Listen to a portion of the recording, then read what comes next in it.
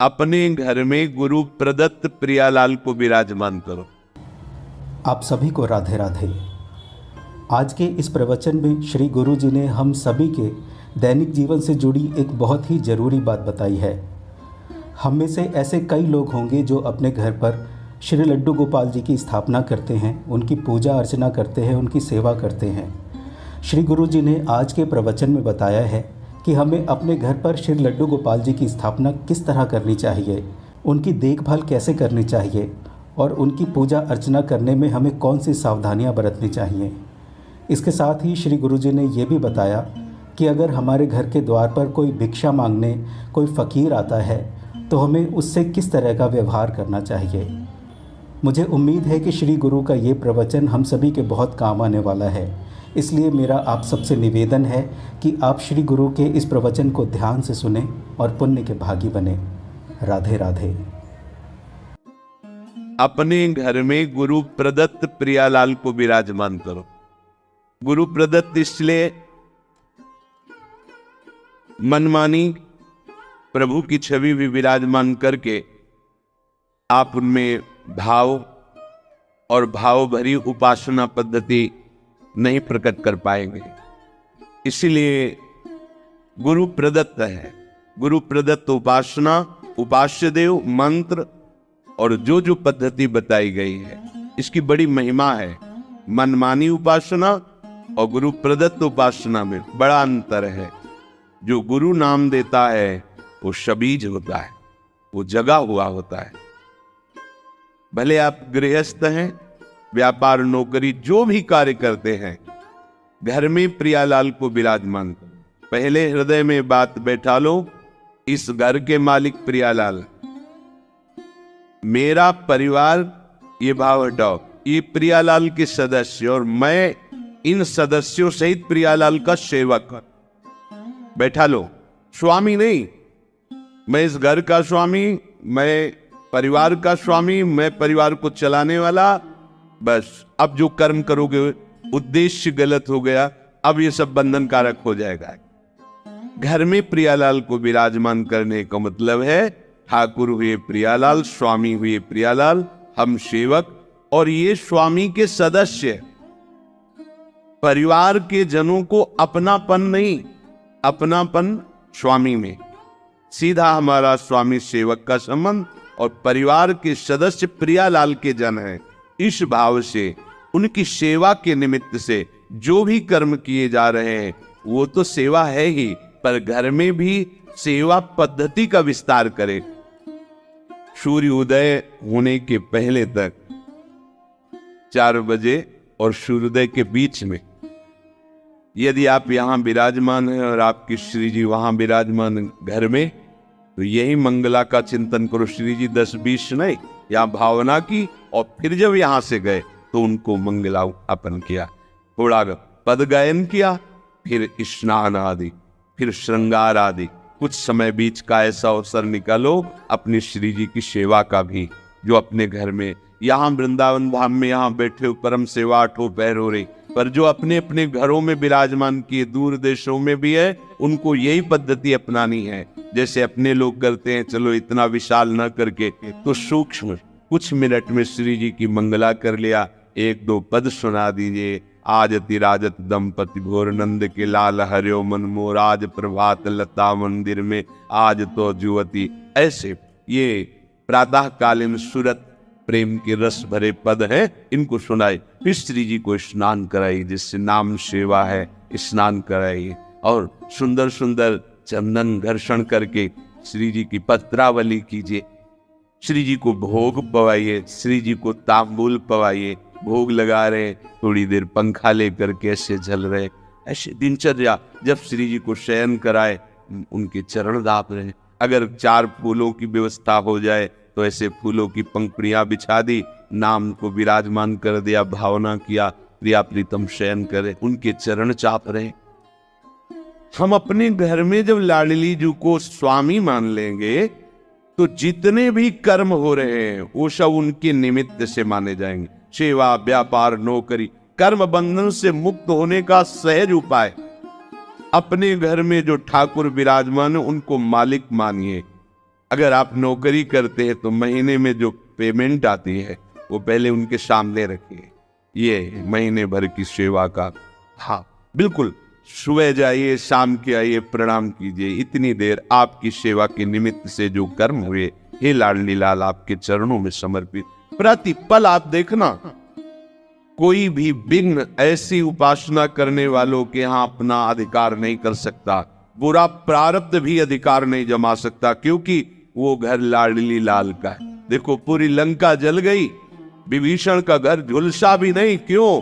क्योंकि उसमें प्रभु का नाम विराजमान, दीवालों में नाम अंकित किए हुए, उनमें प्रभु का भक्त रहता है। जहाँ नाम कीर्तन होता है, नाम कीर्तन का बड़ा प्रभाव है। सबको अपने घर में नाम कीर्तन करना चाहिए, बहुत मंगल होगा, बहुत मंगल।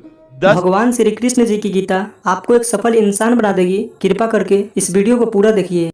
कुछ ही लोग इस दुनिया में सफल क्यों होते हैं, मैं आपको बताना चाहूंगा आज एक सीक्रेट, जिसने मुझे जिंदगी में सफल बनाया। और वो कुछ खास नहीं है, और वो एक ही है, मेरे पीछे। मेरी सफलता का राज मेरे पीछे है, और वो है मेरी सबसे प्रिय चीज। और ये भगवत गीता जिसने मेरे जीवन को सफल बनाया, ये वही भगवत गीता है जिसके कारण आज मैं बहुत सफल हूँ।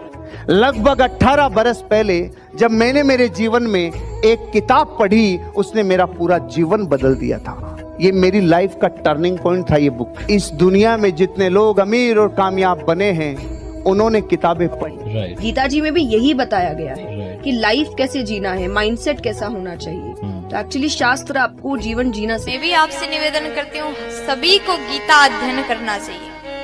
गीता में ऐसे ऐसी बातें बताया गया है, आप जीवन में कितने बड़े संकट में क्यों ना हो, आपके सामने कैसा अवस्था बन जाए, कैसा भी अवस्था आपके सामने बन जाए, कितने बड़े संकट में आप हो, अगर गीता अध्ययन करोगे आप हर प्रकार के संकट से बच करके बाहर निकलने का सूत्र गीता आपको बताती है। इसलिए गीता सभी को पढ़ना चाहिए। आज मैं जिस बुक की बात करने वाला हूं, जिस किताब की बात करने वाला हूं, वो आपको पढ़नी इतनी जरूरी है कि हम कहते हैं ना कि मरने से पहले कुछ काम अधूरे नहीं रहने चाहिए जीवन में, उसी तरह से ये किताब आपसे मिस नहीं होनी चाहिए। लेकिन मेरा दावा है कि अगर हम गीता पढ़कर उसके अनुसार जिंदगी जीना शुरू करें तो कभी डिप्रेशन में हम नहीं आएंगे, और डिप्रेशन का बड़े से बड़ा मरीज गीता सार के साथ ठीक हो सकता। अगर आप भगवत गीता पढ़ते हैं, भगवान का नाम लेते हैं, तो आप में तेज आता है। तो इसीलिए हमें तेज नहीं बनना है, हमें तेजस्वी बनना है, और भगवत गीता हमें तेजस्वी बनाती है। क्योंकि आज हमने भगवत गीता को किनारे किया है, इसलिए घर घर में डिवोर्स हो रहे हैं। आज इंडिया के अंदर डिवोर्स रेट 14% हो रखा है, और ये आगे बढ़े जा रहा है, बढ़े जा रहा है। Why? Because we are ignoring Bhagavad Gita. आज हमारे यूथ सुसाइड कर रहा है। By 2025 India would be world's number 1 country for suicide cases among the teenagers and youngsters as per Reader's Digest by 2025। ये क्या हो रहा है भाई? पर इसलिए हो रहा है because we are ignoring Bhagavad Gita. बड़ी प्रॉब्लम्स हैं, whether it's related to fear और सक्सेस और ये और वो, ये सारी चीजें, इन सब चीजों का जवाब आज से हजारों साल पहले भगवत गीता के अंदर एक लाइन में क्लियर तरीके से बताया हुआ है। भगवत गीता की बात कर रहे थे, मैं एक पॉकेट गीता रखता हूँ अपने पास। जब भी जीवन में कुछ संकट आता है तो मैं बस कोई भी पेज उठाकर पढ़ लेता हूँ, तो आई थिंक एक कंट्रोल आपके मन में आ जाता है। If there is no teacher in life, I think Bhagavad Gita can be the perfect teacher. आप किसी भी दुविधा में हो, उसके अंदर सब, उसमें सवाल नहीं, उसमें सारे आंसर्स हैं आपके लिए। आपके मन में कोई भी सवाल है, ऑटोमेटिकली वो आंसर आपके सामने आ जाता है। मेरे फादर ने बोला, आप क्या? मैंने कहा एस क्लास नहीं है पापा। बोले यार तू मिडिल क्लास से एस क्लास पे पहुंच रहा है। मैंने कहा देखो काम कर रहा है कि नहीं कर रहा है जुगाड़। बोला हाँ काम तो करता है यार, है सही, जुगाड़ बहुत सही है। कौन सी किताब? मैंने कहा ये 200 रुपये किताब थी मात्र, जिंदगी पूरी बदल दी इसने हमारी। साथियों, गीता धर्म ग्रंथ तो है, पर ये जीवन ग्रंथ भी है।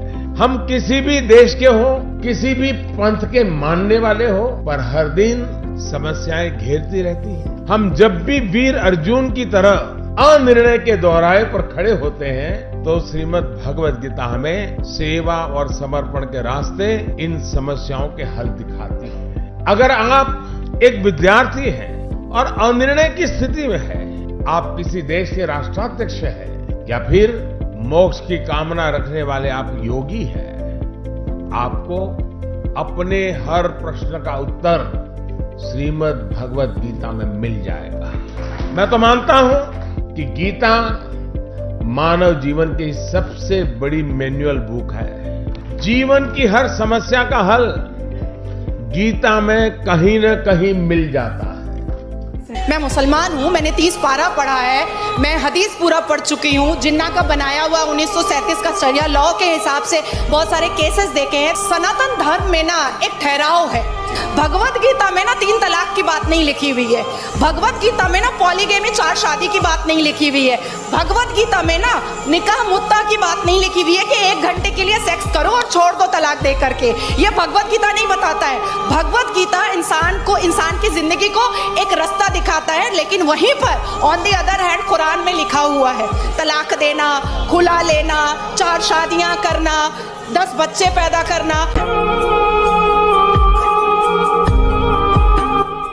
इन सभी ने आपको गीता जी और बुक्स पढ़ने की वैल्यू बताई है और इसी को देखते हुए हमने आपके लिए एक बुक बनाई है। ये बुक पीडीएफ फॉर्मेट में है। इस बुक में हमने दुनिया की महान 16 बुक्स की समरी बताई है। इन 16 बुक्स में से एक बुक श्रीमद् भगवत गीता जी भी है और सोनू शर्मा जी द्वारा बताई गई वह बुक भी है जिसे पढ़कर वो अमीर बने। हर्षवर्धन जी की द्वारा बताई गई बुक भी इन 16 बुक में से एक है। इस बुक को पढ़ने के बाद आपको सब मिलेगा जो आप अपनी लाइफ में चाहते हैं। गीता जी के साथ में हमारे बुक का कवर पेज भी है ताकि आप हम पर विश्वास कर सकें। इस बुक में टोटल 1248 पेजेस हैं। ये बुक आपकी पूरी जिंदगी बदल देगी। ये बुक आसान हिंदी भाषा में है। इसको आप सिर्फ मोबाइल और लैपटॉप में ही पढ़ सकते हैं। इन 16 बुक्स की टोटल मार्केट वैल्यू 5400 रुपए है, लेकिन इस बुक का price movie ticket, mobile recharge, Netflix membership से भी कम है। सिर्फ और सिर्फ 199 रुपीज। इतने पैसे तो आप किसी चीज को खाने या मौज मस्ती में ही खर्च कर देते हैं। हम आपको 10 डेज मनी बैक गारंटी भी देते हैं। अगर आपको यह बुक अच्छी ना लगे तो हम आपके सारे पैसे लौटा देंगे, वो भी 10 दिन के अंदर। If you want to read a book,